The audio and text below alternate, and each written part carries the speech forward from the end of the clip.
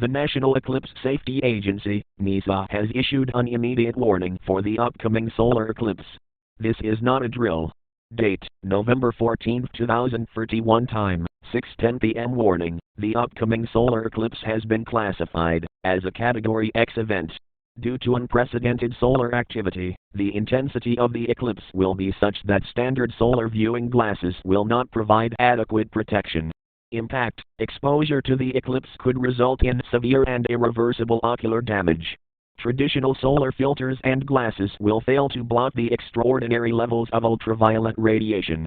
Mandatory actions: do not attempt to view the eclipse with the naked eye or with any non-certified equipment. Remain indoors with all windows and doors securely covered. Suspend all outdoor activities during the eclipse period. Await further instructions from NESA and local authorities. Stay informed, keep your radio, television, and other communication devices tuned to official channels for updates. Remember, your safety is paramount. Do not underestimate the severity of this event.